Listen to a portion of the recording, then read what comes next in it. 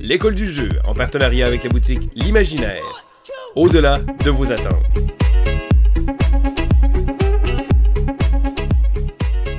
Allô mon savant plein d'espoir, c'est Vincent et je viens tout juste de faire une session de jeu de Newton, le petit nouveau de M. Luciani, en collaboration avec Nestor Mengone, qui est un auteur que je ne suis pas encore au courant. Je n'ai pas regardé vraiment qu'est-ce qu'il a fait auparavant.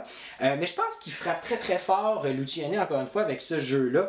Ceux et celles qui ont beaucoup apprécié les jeux de M. Luciani, donc on parle ici de Les Voyages de Marco Polo, Grand Austria Hotel, Tzolk'in, etc., on va encore retrouver un peu la même dynamique dans le sens où est-ce que c'est un euro très bien ficelé qui offre quand même, c'est très très épuré et je dirais que l'iconographie est très très claire de base. Il y a un moment donné dans ma session de jeu que j'ai juste mis sur pause pour aller voir ce que l'effet d'une carte faisait et finalement j'aurais pas eu besoin de le faire parce que j'avais tout simplement compris en regardant la carte. Donc ça c'est vraiment un plus dans le genre de jeu que Newton est. Quand les choses sont claires et que c'est très straightforward puis que c'est intuitif, ça devient agréable à jouer et je pense que Luciani a vraiment une très très grande force à faire ça. Donc je lui lève encore une fois mon chapeau par rapport à ça. Maintenant, Newton, c'est un jeu qui nécessite beaucoup de jus de cerveau. Hein? Faut mettre de l'effort sur la table et surtout, c'est un jeu de planification à long terme. Et les premières parties risquent d'être un peu laborieuses dans le sens où est-ce que, contrairement, mettons, à Grand Austria Hotel ou encore le voyage de Marco Polo, que bon, écoute, tu peux te diriger, ça va quand même bien, puis à la fin de la partie, tu fais comme ah, il me semble que j'en aurais fait un peu plus. Dans Newton, tu es définitivement dans le ah, j'aurais dû en faire plus que ça à chaque tour et à chaque round. Parce que c'est un jeu où est-ce que chaque action est comptée. Tu as 5 actions par round, tu as 6 rounds, ça te fait 30 actions au total dans le jeu et tu avances vraiment à petits pas. Tranquillement, lentement, tu vas accumuler des actions, tu vas accumuler en fait des forces. La force de tes actions va augmenter de round en round, mais ça reste que tu as l'impression qu'à la fin de la partie, il me semble que tu aurais pu faire plus. Et j'aime ce feeling-là, j'aime beaucoup ça. Je l'avais trouvé beaucoup dans Lorenzo El Magnifico et j'aime énormément le sentiment que tu dis, tu sais, que dans le fond, le thrill, le fun est là, puis il arrive quasiment à son pic, puis le jeu arrête juste au moment où est-ce qu'on sent que ça devrait diminuer un petit peu, mais non, il arrête juste à ce moment-là, donc tu as envie d'y retourner. Et ça fait en sorte que les premières parties, au départ, j'étais un petit peu, bon, je trouve ça un petit peu redondant, j'ai l'impression de faire la même affaire, je suis pas très, bon, je suis pas stimulé, puis à un moment donné, après, je sais pas, moi, 3-4 parties, je commençais à faire comme, ok, il y a beaucoup d'aspects à considérer quand tu fais juste t'asseoir devant le jeu, que tu obtiens tes cartes de savant, que tu regardes ton plateau personnel, que tu regardes qu'est-ce qu'il y a sur le plateau et le plateau de la carte du monde et le plateau des aidants scientifiques. Faut que tu considères les différents bonus parce que les bonus sont vraiment sont très à considérer parce que c'est des game changers. On va changer vraiment, tu sais, on peut faire facilement 15 points juste en ayant eu accès à une tuile et ça peut vraiment faire changer la partie parce que en fin de game, on fait pas beaucoup de points sur différentes choses. C'est vraiment ça qui va déterminer si on score des points en fin de partie ou non, plus nos cartes savants. Mais c'est vraiment important de considérer ces tuiles-là. Et d'ailleurs, pour avoir accès à ces tuiles-là, il faut que tu aies des livres sur tes cartes. Et tu n'as pas le choix d'avoir ces livres-là parce que c'est ça qui va te faire avancer dans le jeu, non seulement au niveau de ta bibliothèque, mais comme j'ai dit aussi par rapport à ces tuiles-là. Et à un moment donné, après quelques parties, tu réalises l'importance de ces livres-là. Et là, la question se pose à savoir, est-ce que ça devient redondant? Est-ce que je suis tout le temps en train de faire la même chose après chaque partie? Et à ça, moi, j'aimerais mettre mon grain de sel où est-ce que j'aimerais faire une comparaison avec Great Western Trail. Dans Great Western Trail, l'idée derrière le jeu, c'est qu'on est des cowboys qui devront apporter des vaches et on doit les amener dans un train et le train va les amener à différents endroits. Évidemment, Dans Great Western Trail, on n'a pas le choix de se concentrer sur l'obtention des vaches, l'acquisition de différents bœufs et les accumuler dans notre deck pour être capable de faire une main de cartes plus forte. Et par la bande, ben, on va pouvoir se concentrer sur la construction de building ou encore sur l'avancement de notre petit train. Donc, il y a vraiment une variété. Il y a tout le temps un élément principal dans Great Western Trail qu'il faut considérer, c'est-à-dire l'acquisition des vaches.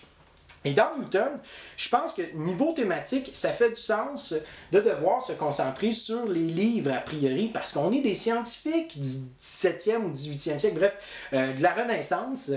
Et il faut absolument obtenir ces livres-là pour gagner de la connaissance, pour acquérir un certain savoir, pour être capable de pouvoir créer une nouvelle découverte scientifique, etc., etc. Donc, ça fait du sens thématiquement que l'on doive se concentrer là-dessus.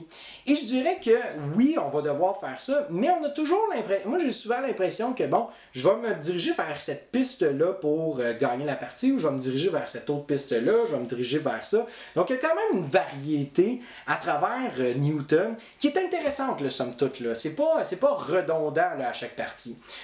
Mais je dirais que, somme toute, ça reste quand même un jeu j'appelle ça des jeux de track racing, de course à la piste, parce que de toute façon, que tu sois sur une piste ou que tu sois sur une autre piste, ben la game ne change pas vraiment. Tu fais juste avancer sur une piste différente, puis ben, tu vas avoir un petit casse-tête un petit peu, tu vas avoir un labyrinthe un petit peu différent, puis c'est ça. Mais ça reste que, quand même, après plusieurs parties, j'ai envie d'y rejouer. C'est un jeu qui est court à 2 joueurs, qui est le fun à jouer à 2 joueurs.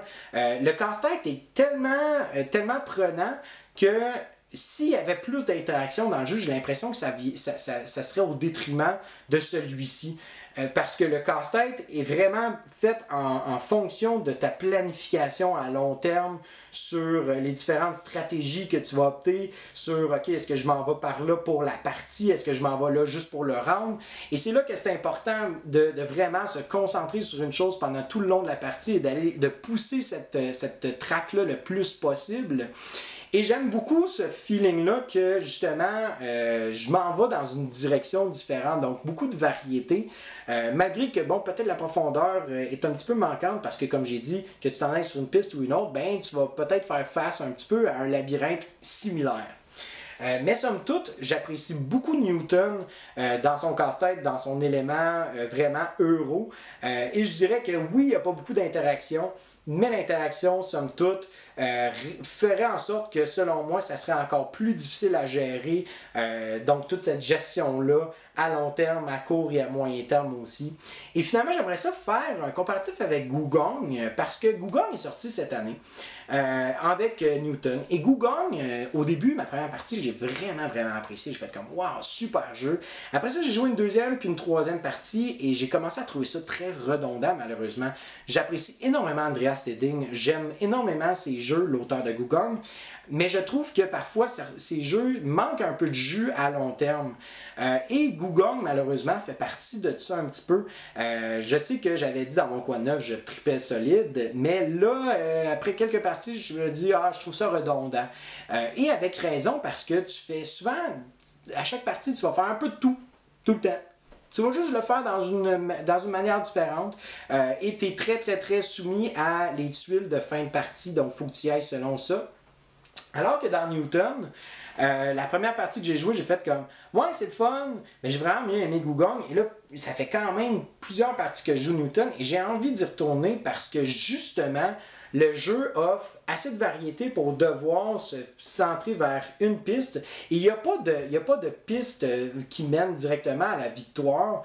Je pense qu'à un moment donné, c'est des combinaisons de cartes et c'est très circonstanciel que tu peux, dans le fond, défoncer le plafond avec tes points. Ça peut arriver dans Newton, mais c'est très circonstanciel, j'ai l'impression.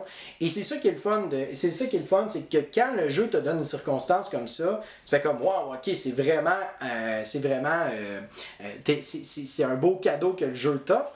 Et à une autre partie, tu vas avoir plus de la misère, tu vas comme, tu vas te coller un peu du coude, puis là tu vas essayer de créer ton chemin, puis finalement tu réussis un peu moins bien. Donc j'aime cette variété-là, le fait que tu es beaucoup dans l'essai-erreur avec Newton, et des fois ça fonctionne super bien, des fois ça fonctionne moins bien, et c'est correct, puis c'est ça qui fait en sorte que tu as le goût de retourner au jeu, pour moi personnellement.